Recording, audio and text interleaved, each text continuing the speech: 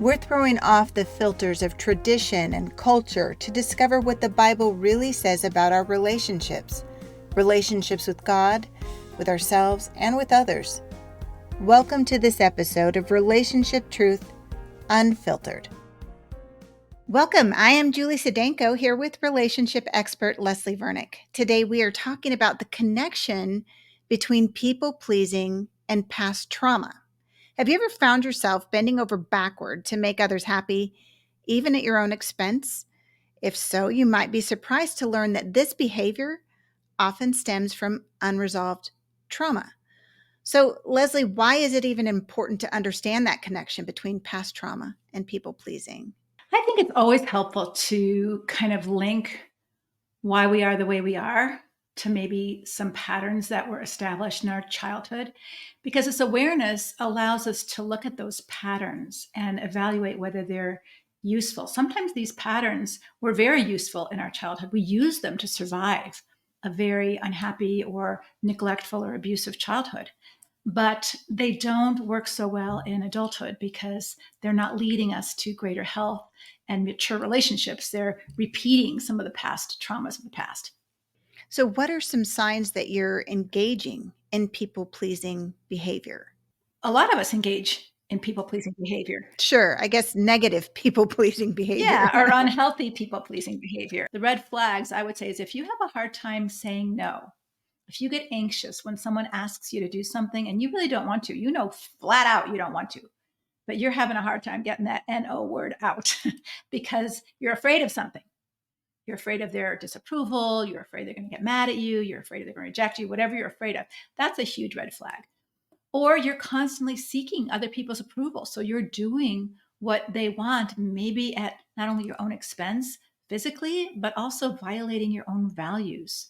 I think I remember a woman who was on a date, and her date came to her house, and he was, a well-known person, so she didn't feel any safety issues, and they were watching a movie together, and it was time for him to go home, and he said he was too tired to go home. And she was like kind of hard pressed to stand up to him, like, you need to go home, like, or call an Uber. Like, he couldn't drive home. And he said, can I just stay here the night? And she's like, I don't want you to stay at my house the night. But she didn't say that. But those feelings of like, I feel pressured, like I feel like, oh, I can't say no. And she said, okay, you can sleep on the couch. And he goes, well, I can't sleep on the couch. I'm 6'7". I want to. And then she felt pressured to let him into her, and she didn't know how to say, go home, call an Uber, get out of my house. And she might not say it that way, but she felt so pressured to give in to him. So those would be constantly seeking approval, feeling responsible. She felt responsible. Like, if I make him go home, he might get in a car accident. If I don't co-sign for this loan, he won't be able to get an apartment, and he's going to be so upset. Or whatever you take responsibility for that's not yours to take. By saying yes, you're neglecting your own needs and feeling guilty. When you do say no and prioritize yourself, you give yourself a guilt trip and beat yourself up, even if the other person doesn't.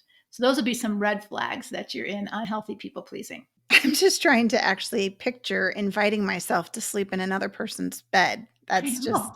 That takes a It's a lot true of guts. story. Oh my goodness. So I mean, wow. What kinds of past trauma, Leslie, would potentially lead people to negative people pleasing type of behavior? Yeah. Oftentimes it's relationship trauma, whether big T like abuse, abandonment as a child, or chronic neglect, because these things lead to a stress response, fight or flight. And now researchers are also saying freeze and fawn. And so fawn is our response to threat.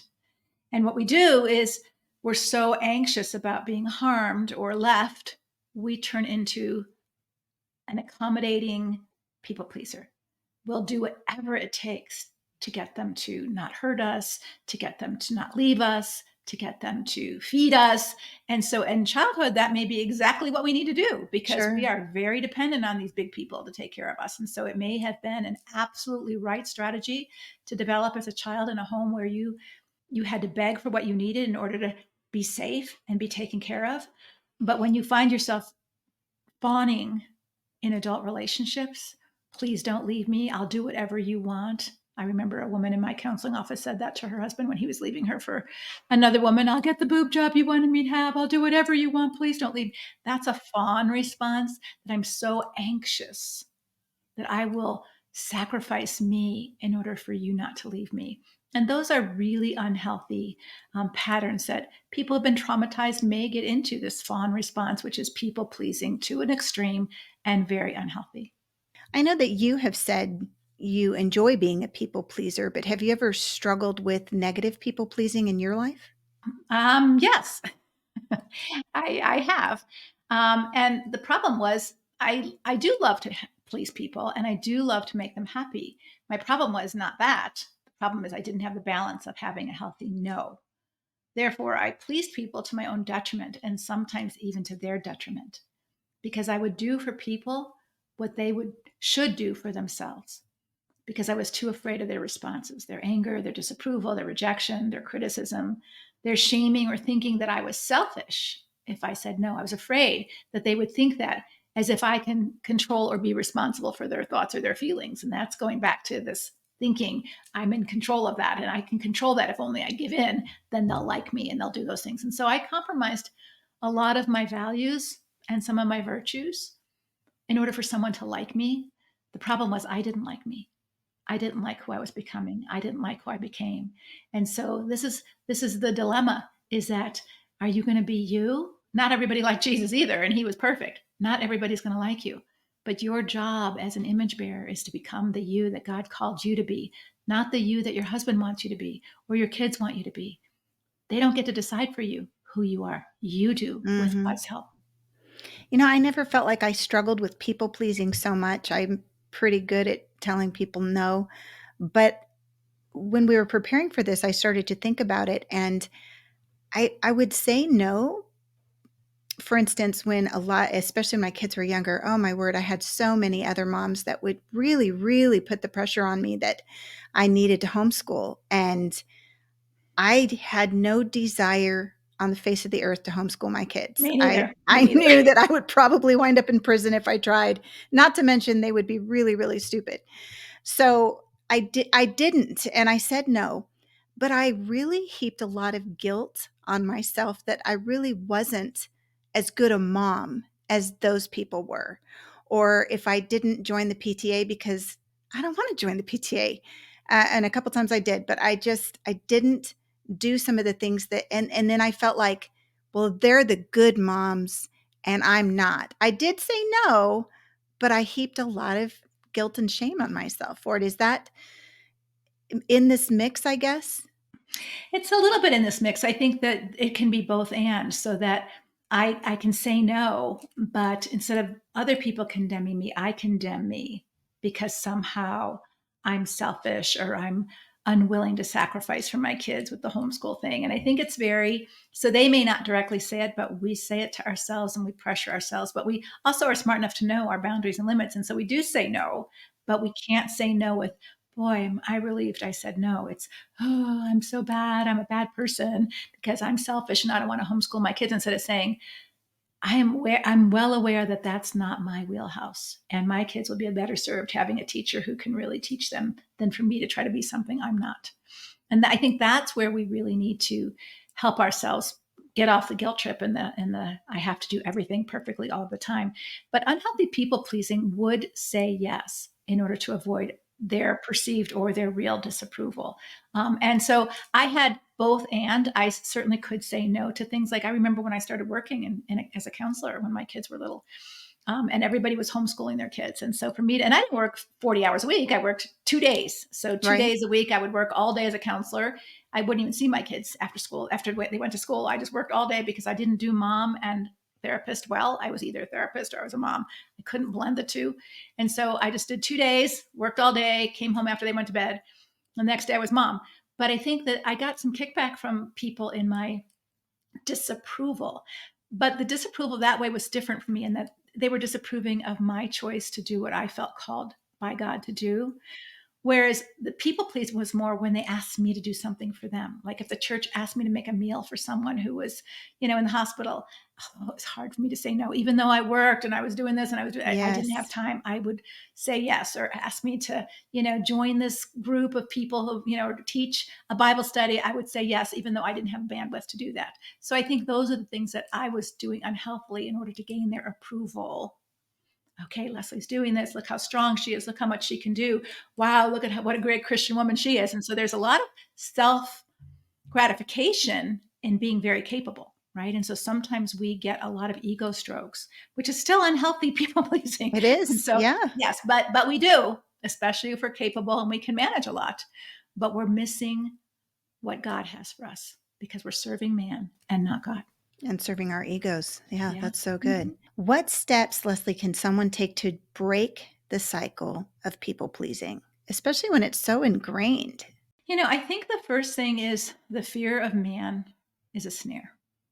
And it's not an external thing that we need to learn to do. That's why we're offering this people pleasing coaching group, because it's an internal thing. You have to kill the root. What is the fear of man? What are you afraid of losing if you say no? What is it that makes it so hard for you? And I think that because once you deal with that, then you can be free to implement all the other things that you might need to do, right? I remember so much I was afraid to speak. Speaking is public fear number one. People sometimes would rather face death than to have to speak in front of an audience. That's shocking to me. Yeah, and I would get so anxious that I would be in the bathroom before I had to go up, and I would be thinking, oh my gosh, what happens if I have this feeling when I'm up there already speaking and I have to say, excuse me, I need to go to the bathroom. It was a horrible, and I had to deal with what the fear was.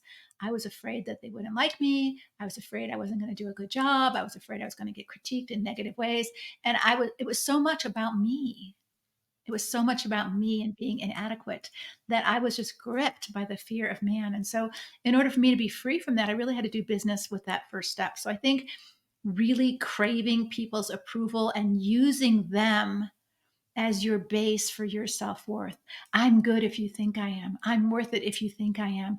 I'm valuable if I can be valuable to you. And that is a very risky thing to do for your self-image. It's like the shifting sand.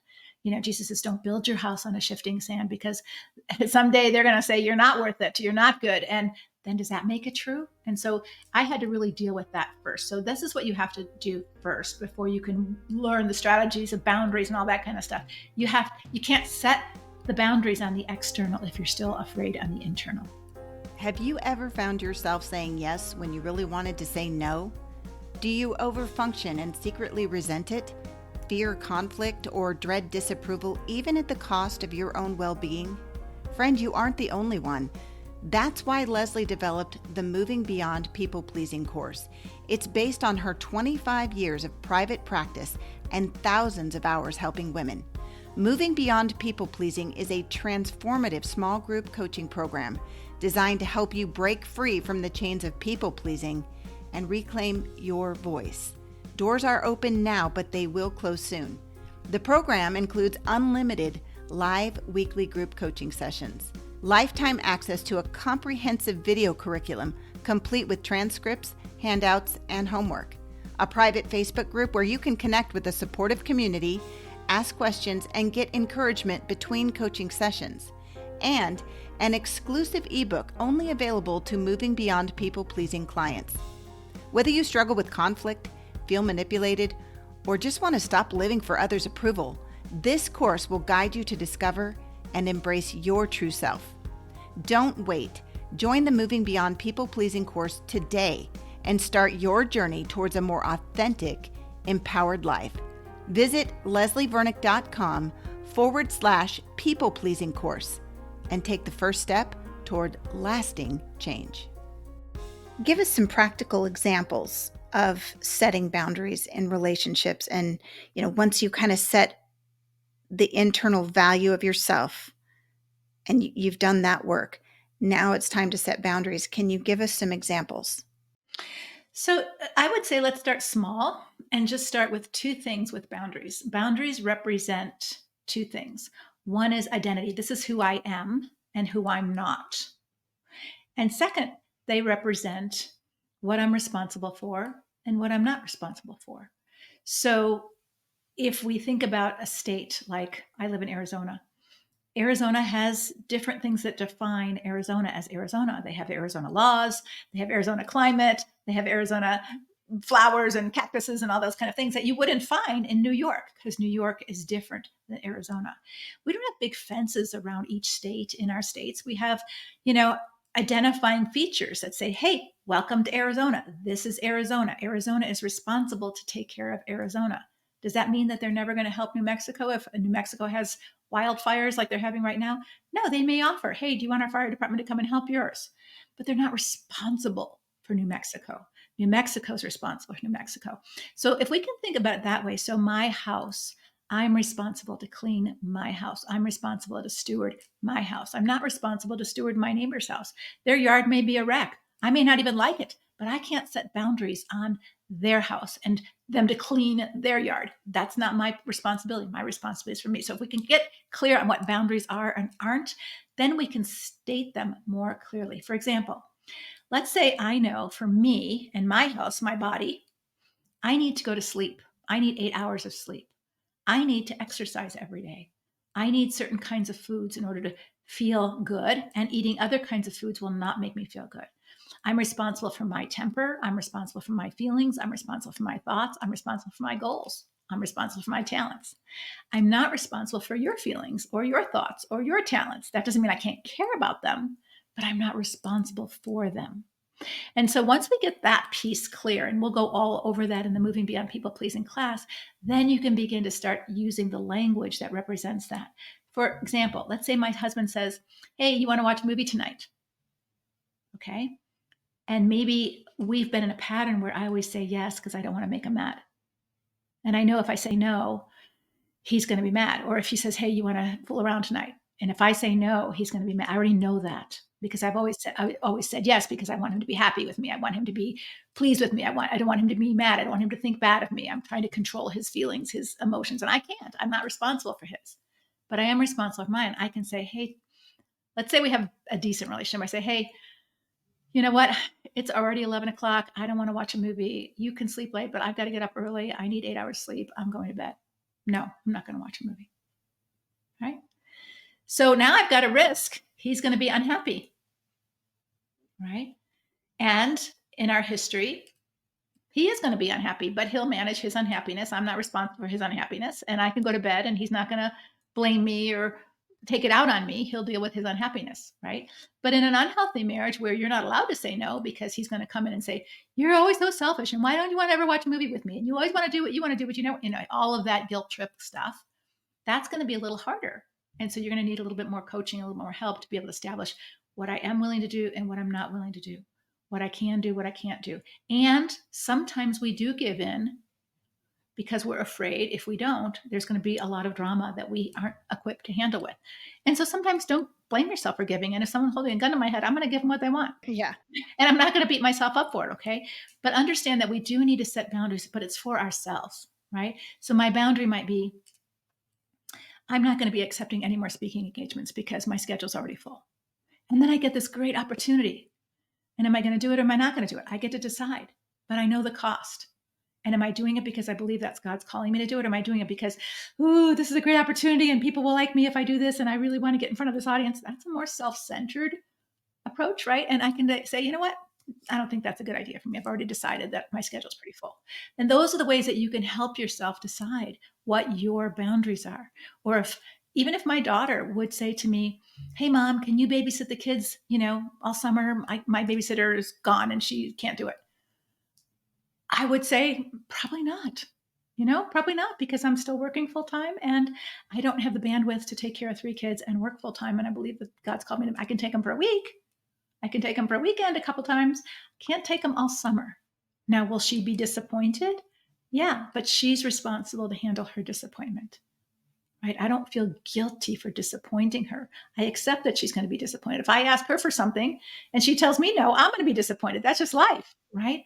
I will handle my disappointment. So learning to let someone have their feelings without you feeling like you need to fix them or take responsibility for them is also part of boundaries. That's who they are. They get to take care of that. Very good. We talked earlier about past trauma. What are some effective strategies to begin healing from past trauma so that it doesn't continue to have such an impact on our decision making and how we live today? So, if we look at trauma, like a big T trauma, rape, abuse, tornado ripped through your house, whatever, those big car accident that somebody was killed, and um, these are. It's not so much about what happened. Trauma is defined because some people aren't traumatized in the same way other people are traumatized. Just like some people got COVID and other people didn't get COVID. Same germs were in the same house, same germs were in the same community, and some people died from COVID and other people didn't die from COVID. So trauma isn't about what happened to you, it's about how your body processed or didn't process. Mm-hmm. And so if you didn't process the trauma, then it's lodged in your bones, in your cells, in your brain, in your body, and it's causing unrest, instability now for you. And so I think there's certainly great treatments for trauma now that you can go to a therapist and get some trauma treatment. But the first thing that you really have to do is own it, that my body is dysregulated. I'm not sleeping right. I'm having nightmares. I'm not eating right. I'm have a huge startle reflex. I'm afraid to set boundaries, whatever they might be, whatever the impact has had on you. Now you are responsible.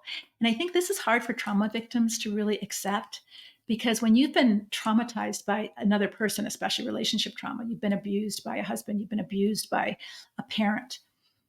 They did this to me. Yeah. Why should I have to, why is it my fault? It's not your fault. It's not your fault. But it is your responsibility to get well, because they can't do that for you.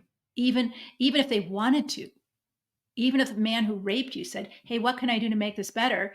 He can't make this better. You probably don't even want to see him, right? Or parents who abused you. I remember, sometimes working with people who felt very guilty over the way they parented their kids, and their kids had some damage because of that, because they were traumatized in their childhood and they didn't do their work, and so they passed it on to the next kids. And so the best they could do is perhaps offer to pay for therapy, but the kid is the one who has to go to therapy. Right. Like if you broke your arm in childhood and you went to your parents and said, "I fell out of a tree," or they broke your arm in childhood. I think of your mom who knocked your teeth out. Broke my teeth out. Okay, yeah. So my mom knocked my teeth out in a fit of anger. She didn't actually knock my teeth out. She shoved me down the stairs, and I fell down the stairs, and the stairs knocked my teeth out. But same thing. Who's responsible to get my teeth fixed if she doesn't? Right? As a kid, she took me to the dental school and I had two big silver caps on my teeth, but that wasn't how I wanted to go through life, right? And so I've spent a lot of time and money getting my own teeth fixed. Why? Because I wanted my teeth fixed. And so if you had your arm broken in childhood, that would be traumatic, and you would go through life with a withered arm or a kind of a crooked arm, and you'd say, this is what happened to me, I'm damaged. Or you could go to the doctor and say, is there anything that can be done to help my arm get more movement? I'd like to play pickleball, but I can't play pickleball because I can't move my arm back here. And the doctor says, wow, this is really a traumatic injury that you got as a kid. Didn't anybody take care of you? No, my parents didn't take me to the doctor. Okay, well, this is what you could do. We could do surgery. We could break this arm here and reset it so that you have a little more range of motion, but you're going to need about 6 months of physical therapy to really work that arm. You're not going to have perfect range of motion, but you're going to have a lot better range of motion than you have right now. And you say, well, that's not fair. Why should I have to do that? And I would say to you, it's just your arm. Yeah. It's your arm. It's not fair. It's not fair. But if life has to be fair, we're in all kinds of doo-doo, right? I think about, my sister being killed in a car crash. And now I have two daughters. One is driving and the other one is asking for her permit. And I don't have any issues with myself driving, but the thought now of, oh my gosh, letting my kids have a driver's license, and what if they die? And I had to really, and I still do sometimes have to kind of deal with that fear, because I don't want to put that fear on them and make them so afraid to drive because they might die, and I recognize that's my issue. But it wasn't my fault. Like you said, it wasn't my fault. I wasn't there. I wasn't around. My sister got in a crash, and it wasn't my fault. But man, But the impact is on you. The impact. it is very much on me. And it's been, that was 1996.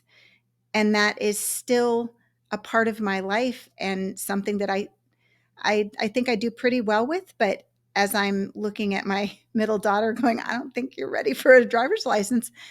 But I also don't want, and I talk to them about it, but I don't want to instill that fear because of what I went through. And so that's why it's so important for each of us, if we see that the patterns that we adopted in childhood, whether we have become overly compliant and, an unhealthy people pleaser, or we've become overly shut down and we don't even know what we feel anymore, or we've become overly capable. So part of my response to childhood abuse is that I do not ever want to be dependent on anyone else. I'm just going to do it myself. And that's because I don't want to be hurt or disappointed or needy, and those kind of things. And so sometimes I have to just let myself be needy, or I have to let myself be served instead of just doing everything myself. So we adopt sometimes more functional patterns from our child, but they're still dysfunctional. And even though they look healthy, they can be healthy for the wrong reasons. Just like people pleasing can look so noble and virtuous, and it's got some icky stuff motivating you to do that, right? And so strength and courage and doing everything and getting everything done, and that can look all virtuous, but there can be some really unhealthy pieces underneath all that. And I'm so glad that we can just talk about this as real women, because if we want to have real relationships with the Lord, with ourselves, and with one another, we have to know ourselves, and we don't know ourselves fully. And so search us and know us, Lord. See if there be any wicked way or unhealthy way in us, and help us to work on those things so that we can be fully mature and be the person that you want us to be. And so those would be, I would just encourage someone if they're hearing some things and they say, oh, I'm so afraid to look, you know, God will give you what you need for life and godliness. And so if you look and you see some stinky things, when I do my retreat at Lisa Turker's event, I always say, smell your armpits. And they're laughing at me like, what? And I say, it's important for you to notice that, oh, I must have forgot to put my deodorant on this morning, right? And nobody, if they do that, I can't imagine any woman who would say, what's wrong with you? I can't believe you stink. You would say, oh, go wash your armpit and put a little deodorant on. You would just take care of it. But sometimes when we notice something wrong on the inside in our character or in our ways that we do things, we start to feel so much shame. Like, what's wrong with me? I'm a defective person. No, you're a human person. You're a human person, just like you have BO and you have other bodily odors that come out, and you take care of them. And you certainly don't want to have anybody else notice those things, but sometimes they do, right? And you have to deal with it and just accept your humanity, but deal with what's blocking you from being your best self is really important. So just wash your armpits if you need to. Take care of what your trauma is, because that will help you move forward in a good way. Wash your pits. What are the long-term benefits? Maybe somebody's listening and they're realizing, okay, I do have some negative people-pleasing behavior. Maybe I recognize it's coming from trauma. What are the benefits of really taking some time and working through this to overcome people-pleasing behavior? Well, the benefits are restored relationships in a healthy way. And we all need that. We all need to feel belonging, and we all need to feel connection, and we all need to feel support, whether we get that from our family of origin, or we get that from the family of God, or we get that from just friends in our neighborhood or wherever. We all need that. But sometimes we attach ourselves to unhealthy people who can't give us that without a cost. And that's the unhealthy component of it. And so, if I have to lose myself in order to belong, if I have to silence myself in order to belong, whether it's a church or a cult, right? You can't speak up, you can't disagree because then you're bad. Then that's not healthy for you. And it's certainly not a healthy organization to attach yourself to. And one of the things that we do in our group coaching program is everybody's in the same boat. So when we're doing our summer program for moving beyond people pleasing, all of the women are working on the same thing for different reasons, but the same thing. And so you practice even speaking up in the group with one another, and everybody's trying the same thing. So there's no risk of not belonging, because you already do belong and you are being accountable, and you have someone who's in charge, who's monitoring that and making sure that that doesn't get toxic. And so you have a chance to practice in a safe space learning to explore your feelings, learning to explore your no, learning to explore why you don't have your no, learning to explore your fears, and learning to practice some of the skills of boundaries with feedback so that you're doing it in a safe space and practicing it in a safe space so that when you go out in your normal life, you've got a little bit more confidence under your belt to practice those things in a different setting. Very powerful. What final advice do you have for listeners who are struggling with people pleasing, especially when it's linked to past trauma? I think that verse, he who has begun a good work in you will complete it. And so if you're a believer in Jesus and you know he loves you, God knows what you've been through. He knows what I've been through. He knows what you've been through. He knows what everybody's been through. And he doesn't want Satan to have the final say in your story. If something was evil that was done to you, that's not your story. That's just what was done to you, like what was done to Joseph in Genesis, or Esther when she was a child and sold into the king's harem to be a sex slave. That was done to you, traumatizing for sure. But I want to leave you with this thought. If that's the background of your story, you get to write how you, the main character, live that out. And are you being intentional with that, or are you just being reactive? Are you just reacting to all of what happened to you without thinking, wait a minute, I get to decide how I want to write this story. Do I write it as the victim, or do I write it as the hero? You get to decide. And the stories that we tend to love are people who were victimized, who became the hero of their own story. So I would just encourage you to think through that and consider, what would it take for you to move out of that unhealthy place to be the person that God called you to be in your story and in his story? Amen. Can you pray for our victims to become heroes of their own story? Lord, we thank you for who you are. And you don't promise us that we have an easy life. You don't promise us that we aren't going to be traumatized by wicked people. In the Bible, there are plenty of people who got traumatized. Joseph was sold into slavery, and then he was thrown into jail for unjust reasons. Daniel was taken from his home. Esther was taken from her home and sold into slavery. And Lord, sometimes awful things happen to people, things that should never happen. In the church, we're reading every day about scandals, pastors abusing children and women. And Father, it's wrong. But that's not the end of the story. You tell us it's not the end of the story. And we get a part to play in writing history, your story, and how we as a character in your story play our part. And so, Lord, help us to not live as wounded victims, but to do the work that we need to move beyond that, to be victors and helpers and healers of the downtrodden, that we can take the wounding and the story that we lived through and help others move through their story as well. Lord, help us to do our own work, even though it's not fair that we have to be in the situation to do our work. It's not fair when your house burns down, and yet you're the one who has to repair it. Or when your body breaks down because of someone else's choices, and you're the one who has to repair it. Lord, help us to be mindful that even that work that we have to do is there for us to do, to teach us something and to grow into the person you're calling us to be. Help us to believe that. In Jesus' name, amen. Amen. Thank you for listening to Relationship Truth Unfiltered. We really want to encourage you, register for our brand new Moving Beyond People Pleasing course. For the first time ever, we are offering unlimited group coaching sessions each week. With 9 different time slots to choose from, you can attend as many sessions as you need.